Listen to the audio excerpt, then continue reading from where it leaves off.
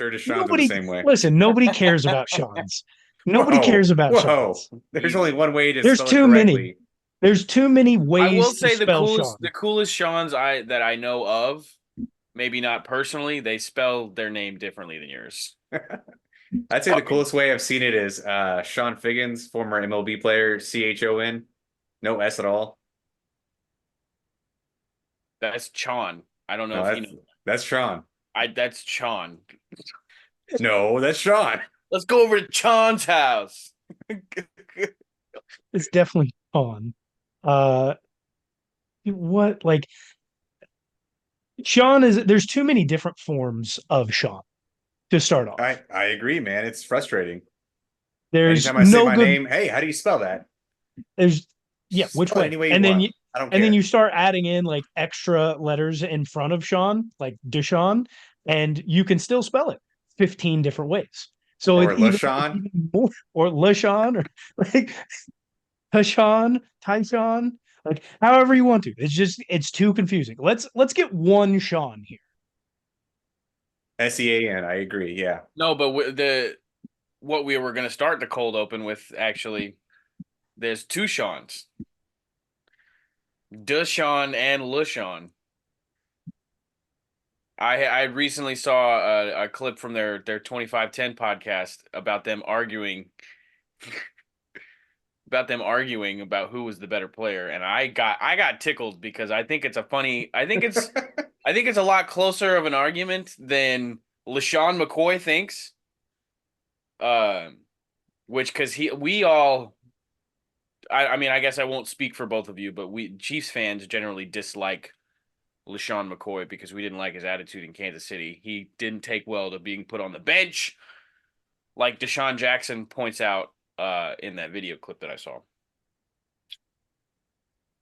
Yeah, I mean, listen, I don't like the personality once once LeSean became a chief and then it all ended from there. I stopped being a fan because we came in with him being on the team with such high hopes and expectations of what he has been in his past. And it was the recent past. Like he had still played really, really well for the Buffalo Bills when we brought him in. And there was expectations of at least a little excitement for what he had been in the past. And that kind of went out the window and his attitude showed. And then who recently the Dan Lebitard show had interviewed Tua Tagovailoa, and Tua went off on Brian Flores, his former head coach, of talking about how much of an asshole he is. And a lot of people are like, "Oh, so people don't usually say that." LeSean McCoy was one of the first. He came out and dogged Andy. You put me on the bench. You brought me in with these expectations. Yada yada yada. Like, bro, you were washed at that point.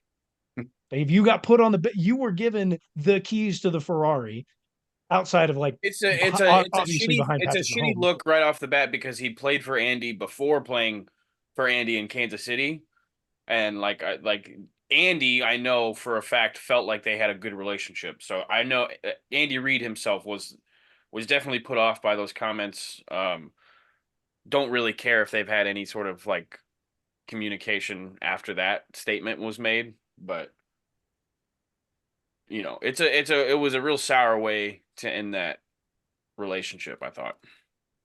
And he also ruined spoiler for Avengers fans out there everywhere on Twitter. My No, man Tony Stark dead. what a dick.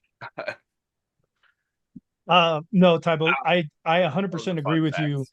Yeah. Deshaun, the competition between Deshaun and LaShawn are very close. I think Shady thinks a little too highly of himself, and he don't get me wrong, LaShawn was the guy. He was top dog when he was out there in the league in his prime, and there were a lot of very good running backs. That was the time frame of the running backs in this league, even as it was shifting towards more offensive minded play calling. And he was still the guy out there. He could catch out of the backfield. He could run the ball, obviously. But nobody could take the top off of defenses like Deshaun Jackson. That man really knew how to take some tops off. No, but And I, what I I think mean, Deshaun Jackson had highlight plays Shady was great, everything like that. Whenever I think of Shady, I think of quick, elusive, but mostly snow game player. Granted, he was great in other games as well, but he showed out in snow games specifically. To me, anyways. DeSean Jackson, Because you've seen those couple clips of those highlights of him in snow games. it's so fun to watch, man. Snow games are fun to watch. Can you blame me? Yeah. I mean, Shady had his fair share of highlights. Um, I want to get to like some of the arguments these guys were talking about, like actually on the clip that I saw, because the Shady or DeSean Jackson was essentially saying running backs have it easier as far as production wise. Like they just the quarterback turns around and hands them the ball every play instead of having he's saying being a receiver and going down the field and trying to get open is much harder than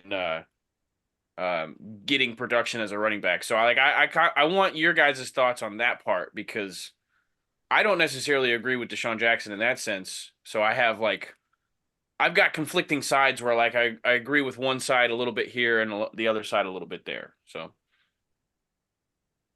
I think he's got a point. But the difficulties lie. There's multiple difficulties on each side. Like, yeah, you're gonna get the ball handed to you immediately as a running back, but how good is your offensive line to at least brush off the initial attack from the defensive line, or are they able to pick up a blitz? Like that's where that kind of difficulty lies. And then Deshaun is totally right when we're talking about receivers. Is those guys have to break off the line and then they have to create separation somewhere in there. And is it your route running ability or is it your speed? Can you get out of a jam? Like I think he's got a point there that it is a little bit easier just in terms of like you're being handed the ball. I don't have to catch it in between traffic or any of these other things. But when you start to put all the little nuances of the game into those aspects, then finding and both reading are a just hole, difficult. knowing how to follow your blockers, patience versus speed, like there's a whole lot of like smaller aspects of the game that I feel like that go into being a running back. Like being a wide receiver, you have to catch the ball, you have to run your route tree, and you have to be able to get off the fucking line. Like tell me there isn't anything else that has to do with fucking being a receiver. No, I get that. I think his main point, if the way that I understood it at least, was not the nuances that come with post getting the ball, but more so of how much easier it is to get production as a running back, just simply because you don't have to catch the ball. It's immediately already in your gut. And I think that's kind of what he was getting at. Well, they have a very similar amount of yards when it comes to like what their position is like solely focused on. They both have over 11,000 yards. DeSean Jackson receiving, LeSean McCoy rushing, but LeSean McCoy does add like another 3,800 in receiving yards on top of that.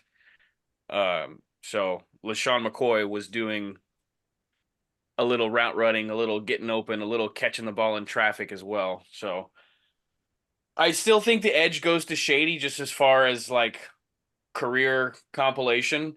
But DeSean Jackson also made a pretty good point towards the end of the video clip I saw. Shady was sitting on the bench at the end of his career. Like Shady went through a full like evolution to being a bench player. I don't know if DeSean Jackson really had that full transition because he was getting calls after he had essentially retired or like just not been on a team for a while for people looking for a deep threat.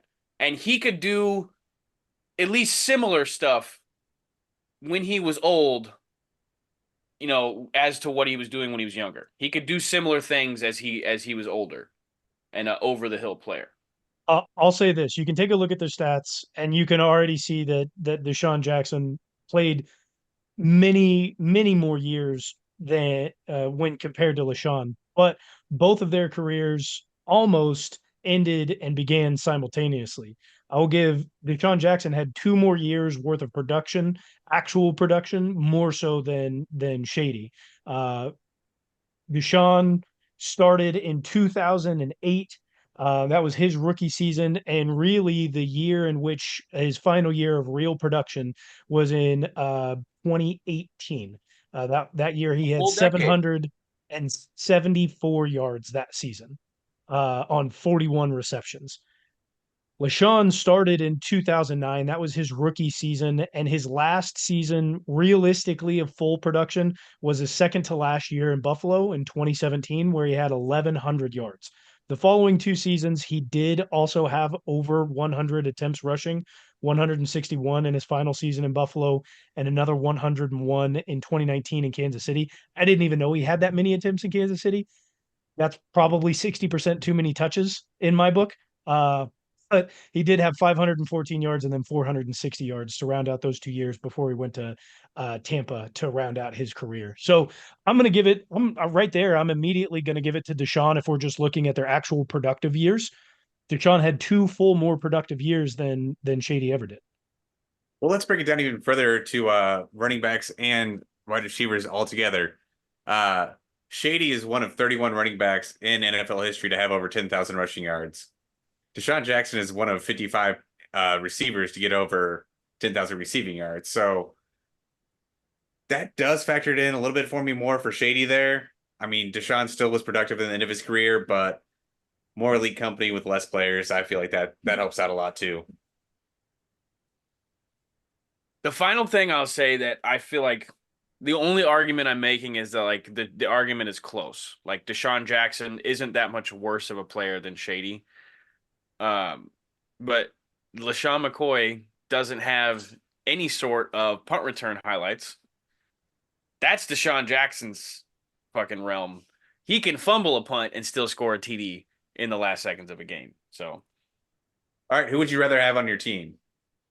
But hang on. But before we answer this question, we're taking this like in their prime era of football. We're not taking from today's era of football where it's all air raid with a little bit of run and running back by community. We're taking it from their prime, correct? What else would we take it? Somebody say DeSean Jackson.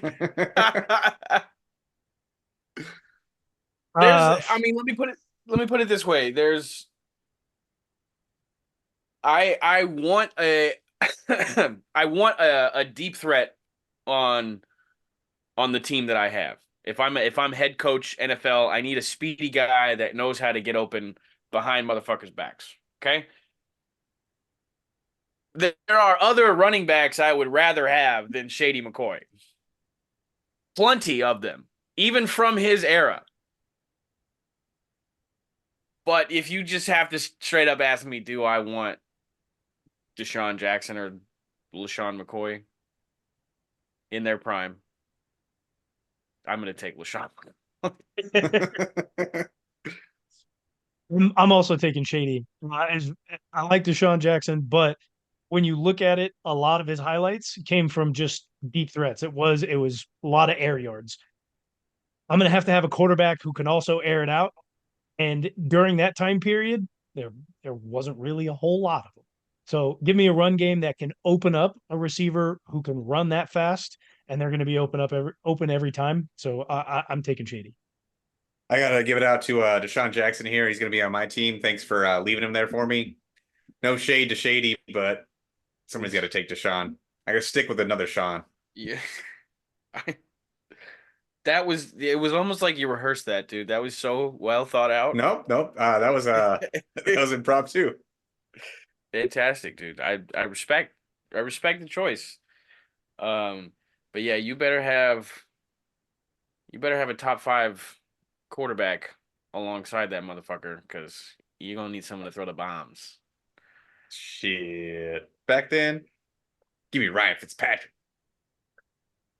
Probably not a bad choice. He's not scared to throw it down long. Top 15 quarterback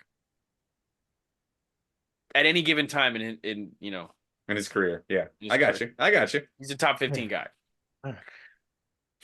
Fair enough.